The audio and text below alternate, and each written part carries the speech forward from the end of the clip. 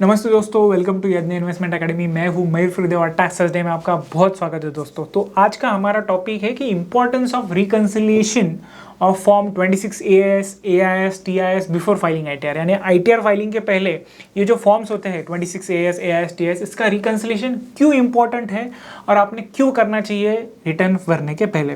तो चलिए दोस्तों शुरू करते हैं। तो सबसे पहले मैं आपको बता दूं कि ऑलरेडी ITR फाइलिंग का सीज़न शुरू हो चुका है। ऑलरेडी जो इनकम टैक्स के जो फॉर्म्स है वो ऑलरेडी इनकम टैक्स वेबसाइट के ऊपर ऑलरेडी अवेलेबल है। बस इंतज़ार है तो फॉर्म 16 का, जो कि आपको एक्सपेक्टेड है कि अगले 15 to 20 डेज़ में आपको आपके ये जो फॉर्म 16 है वो मिल जाएंगे दोस्तों।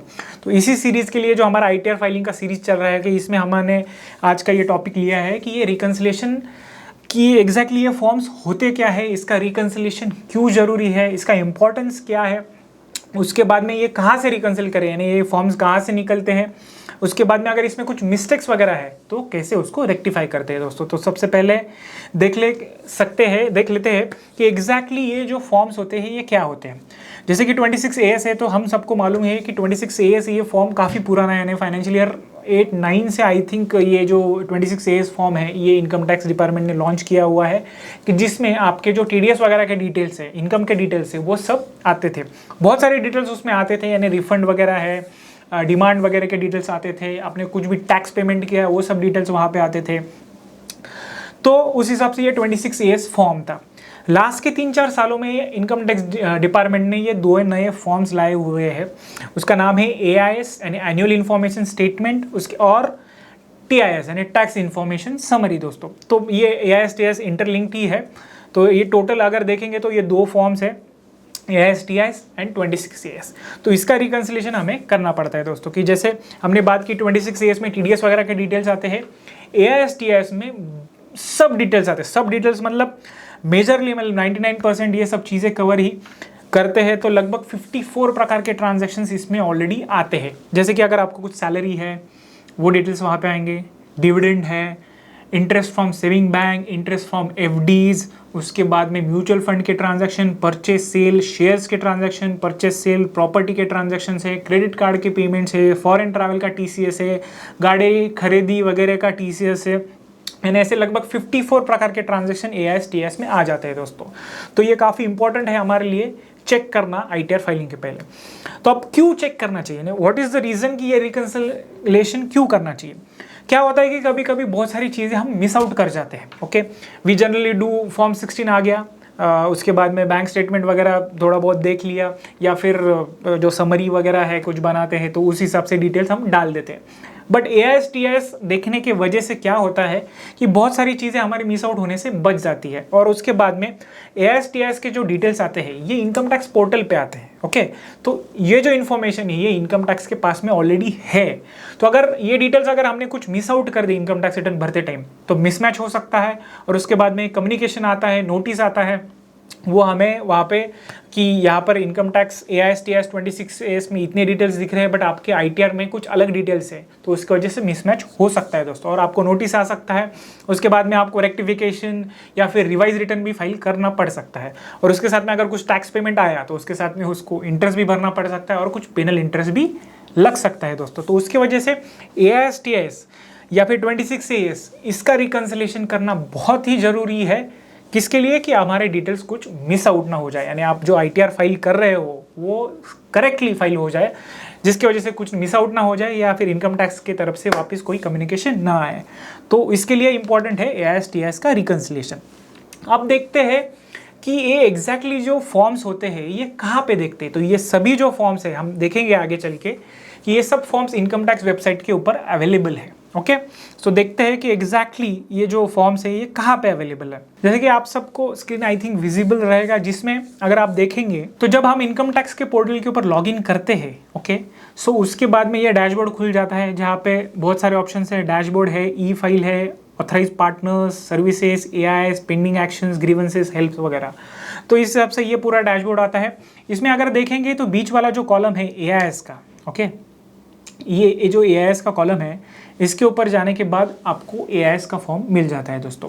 जैसे कि हमने बात की AIS TIS से इंटरलिंक्ड है, तो AIS के टैब में जाके आपको ये AIS का फॉर्म मिल जाएगा दोस्तों। सिमिलरली 26 AS कहाँ से देखना है कि सेकंड वाला जो ऑप्शन है ई फाइल, उसके बाद में वहाँ पे फाइल इनकम टैक्स रिटर्न्स के नीचे फोर्थ वाला जो ऑप्शन है व्यू 26 AS फॉर्म, वहाँ पे आपको वो TDS के वेबसाइट पे लेके जाएगा, वहाँ पे आप आपका 26 AS देख पाएंगे। और उसके ही नीचे सेकंड लास्ट वाला ऑप्शन जो है व्यू एनुअल इन्फॉर्मेशन स्टेटमेंट, वहाँ से आप AIS TIS भी देख सकते हैं। यानी AIS वगैरह देखने के लिए दो ऑप्शन है, एक तो ये इनकम टैक्स रिटर्न्स वाला जो ई फाइल के अंडर जो टैब है वहाँ पे जाके देख सकते हैं, या डायरेक्टली जो होम पेज है वहाँ से डैशबोर्ड है वहाँ से AIS में जाके देख सकते हैं दोस्तों। तो चलिए देखते हैं कि एग्जैक्टली AIS TIS दिखता कैसे है। तो AIS पे लॉगिन करने के बाद यहाँ पे दिख रहा है कि कौन से फाइनेंशियल ईयर के लिए है, ओके, TIS है या फिर AIS है। जैसे कि हमने बात की, जो TIS होता है ये समरी फॉर्म में होता है, ओके, और AIS काफ़ी डिटेल में होता है कि जिसमें लगभग 4 से 5 प्रकार के डिटेल आते हैं। अगले इसमें हम देखेंगे। सबसे पहले देख लेते कि ये TIS कैसे दिखता है। तो TIS में जैसे कि हमने बात की ये समरी फॉर्म में होता है। अगर यहाँ पे देखेंगे तो लगभग 6 से 8 प्रकार के डिटेल्स है कि जिसमें सैलरी है, डिविडेंड है, इंटरेस्ट फ्रॉम सेविंग बैंक है, इंटरेस्ट फ्रॉम डिपॉजिट है, sale of securities of units of mutual fund, यानी जो म्यूचुअल फंड या फिर शेयर्स अगर कुछ बेचे हुए हैं तो उसके डिटेल्स यहाँ पे आते हैं। उसके बाद में परचेज एंड सिक्योरिटीज़ के डिटेल्स भी यहाँ पे दिख रहे हैं दोस्तों। कि यहाँ पे जाने के बाद अगर आप उस पर क्लिक करेंगे तो वो डिटेल में आपको बताएगा, ट्रांजैक्शन वाइज बताएगा कि ये डिटेल कहाँ से आई है, कौन से डेट पे आपने ये ट्रांजैक्शंस वगैरह रिपोर्ट हुआ है या फिर किया है दोस्तों।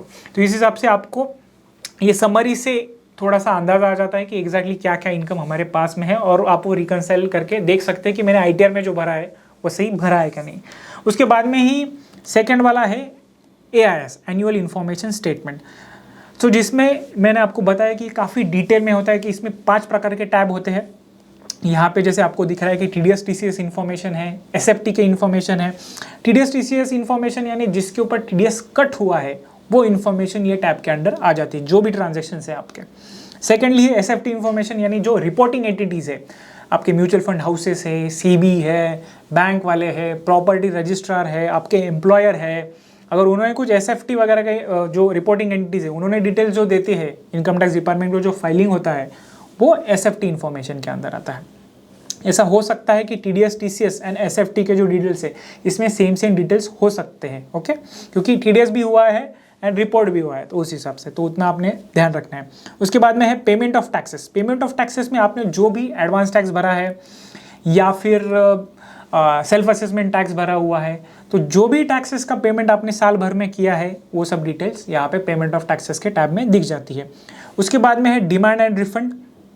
जो भी आपको डिमांड या फिर रिफंड साल भर में है, यानी डिमांड कुछ आपके नाम पे जमा हुआ है यानी ड्यू है, या फिर रिफंड आपको जमा हुआ है, तो इसके डिटेल्स यहाँ पे दिखती है। और अदर इन्फॉर्मेशन यानी ये जो इन्फॉर्मेशन बाकी 4 के छोड़ के अगर कुछ इन्फॉर्मेशन है तो ये अदर इन्फॉर्मेशन में दिखती है दोस्तों। तो इस हिसाब से AIS TIS पूरा दिखता है, ट्रांजैक्शन वाइज दिखता है। अब देखते हैं कि एग्जैक्टली ये SFT इन्फॉर्मेशन है ना, अगला जो टैब है वो कैसे दिखता है। तो जैसे कि यहाँ पे दिख रहा है कि मुझे जो डिविडेंड वगैरह आया है उसके डिटेल्स यहाँ पे दिख जाते हैं दोस्तों। अब देखते हैं कि 26 AS जो फॉर्म होता है वो कैसे दिखता है। सो जैसे कि हमने बात की पहले, TDS TCS की वेबसाइट पे हमें वो लेके जाता है। यहाँ पे नीचे ऑप्शन है click view tax credit form 26 AS और एनुअल टैक्स स्टेटमेंट। उसके बाद में हमें यहाँ पे सिलेक्ट करना है जो भी हमारा असेसमेंट ईयर है। AIS TIS में डिटेल्स दिखती है as per financial year, okay, but 26 AS में हमें सिलेक्ट करना पड़ता है असेसमेंट ईयर। यानी अगर फॉर फाइनेंशियल ईयर 23-24 के लिए जो असेसमेंट ईयर है वो है 24-25, 26 AS दिखता है असेसमेंट ईयर के हिसाब से। सो ये मैंने सिलेक्ट किया और यहाँ पे व्यू एज ए HTML। तो अगर मैं व्यू पे क्लिक करूँगा तो यहाँ पे सब डिटेल्स दिख जाएंगी कि जहाँ पे जो रिपोर्ट हुआ है दोस्तों, ओके। बाकी सारी बहुत सारी इसमें डिटेल्स है जो कि आपको कुछ एप्लीकेबल है तो यहाँ पे दिखती है, नहीं तो ये 26 AIS TIS में भी आपको दिख जाएंगे दोस्तों। और ये आप डाउनलोड भी कर सकते हैं PDF में और इसको रिकनसाइल भी कर सकते हैं दोस्तों। अब हमारा अगला टॉपिक है कि जिसमें अगर ये जो डिटेल्स है अगर कुछ इसमें मिसमैच है यानी मिस्टेक्स है तो इसको कैसे रेक्टिफाई करें। तो अगर 26 AS में जो अगर कुछ मिस्टेक्स है तो वो आप खुद उसको रेक्टिफाई नहीं कर पाएंगे। आपको आपके जो एम्प्लॉयर है या फिर जो रिपोर्टिंग एंटिटी है अगर उन्होंने कुछ मिस्टेक की हुई है तो उनको ही कांटेक्ट करना पड़ेगा। वो रिवाइज फाइल TDS के जो फाइल्स वगैरह होते हैं वो रिवाइज करेंगे और उस हिसाब से आपको रिवाइज डिटेल्स आपके 26 AS वगैरह में दिख जाएंगे। 26 AS में मैं वापस रिपीट करता हूँ कि 26 AS में अगर कुछ डिफेक्ट है या फिर कुछ डिटेल्स मिसमैच है तो वो आप रेक्टिफाई खुद से नहीं कर पाएंगे। आपको आपके जो एम्प्लॉयर है या फिर रिपोर्टिंग एंटिटी बैंक्स वगैरह है जिन्होंने भी वो डिटेल्स जहाँ पे गलत है उनको आपको कांटेक्ट करना पड़ेगा और इस हिसाब से वो रिवाइज फाइलिंग करके वो डिटेल्स मिसमैच हटा सकते हैं। बट अगर AIS TIS में अगर कुछ मिसमैच है तो डायरेक्टली आप जब AIS TIS देखेंगे तो वहाँ पे नीचे ऑप्शन है, हम देखेंगे तो वहाँ पे जाके आप उसको चेंज कर सकते हैं। कि लेट्स से कि ये जो मेरा डिविडेंड का अमाउंट है SFT इन्फॉर्मेशन में आया है कि अगर इसमें गलत है, नहीं जो 2790 का डिविडेंड अमाउंट दिख रहा है वो गलत है, मुझे 2000 रुपये का ही डिविडेंड आया या फिर 3000 का डिविडेंड आया, तो यहाँ पे देखिए फीडबैक का ऑप्शन है जहाँ की ऑप्शनल करके है। तो अगर मैं वहाँ पे क्लिक करूँगा तो क्लिक करने के बाद डिटेल में यहाँ पे वो पूरा जो ट्रांजैक्शन है वो ओपन हो जाता है। ओके, सो यहाँ पे फीडबैक के बहुत सारे ऑप्शंस है। यहाँ पे आप देख सकेंगे कि income is not taxable, information is not fully correct, अगर फुल्ली करेक्ट नहीं है तो क्या करेक्ट फिगर है वहाँ पे आप डाल सकेंगे। Information relate to other PAN और ईयर, मेरा नहीं है या फिर दूसरे साल का है तो वहाँ पे भी जाके डिटेल्स डाल सकते हैं। या फिर इन्फॉर्मेशन डुप्लीकेट है, यानी कभी कभी क्या हो सकता है कि इन्फॉर्मेशन जो आया है वो डबल भी आ सकता है। ओके, सो आपको वहाँ पे वो फीडबैक देना जरूरी है। या उसके बाद में लास्ट वाला ऑप्शन है इन्फॉर्मेशन एंड डिनाइड, यानी ये मेरा इन्फॉर्मेशन ही नहीं है। तो अगर यहाँ पे आप जब जाके ये जो सबमिट करेंगे ये फीडबैक तो इमीडिएटली आपको AIS TIS में उसका रिफ्लेक्ट दिखेगा, यानी जो करेक्टेड अमाउंट है वो यहाँ पे दिखेंगी। यानी जहाँ पे हमने पहले बात की थी कि process by system and accepted by tax payer, तो यहाँ पे ये amount accepted by tax payer है कि इसमें ये जाके अमाउंट चेंज हो जाएगी। तो इस हिसाब से AIS और TIS में आप आपका जो फीडबैक है वो दे सकते हैं और वहाँ पे इन्फॉर्मेशन करेक्ट कर सकते हैं। तो इस हिसाब से आपको समझ में आया रहेगा कि 26 AS क्या होता है, AIS TIS क्या होता है और इसका क्यों रिलेवेंस है इन्फॉर्मेशन रिकंसाइल करना जब ITR फाइल करेंगे उसके पहले। तो आई होप दोस्तों आपको समझ में आया रहेगा। तो इसके बारे में आपको और भी कुछ क्वेश्चंस रहेंगे तो डेफिनेटली कमेंट बॉक्स में लिखना मत भूलिए दोस्तों, और ऐसे ही वीडियोस के लिए बने रहिए यज्ञ इन्वेस्टमेंट एकेडमी के यूट्यूब चैनल पे। धन्यवाद दोस्तों।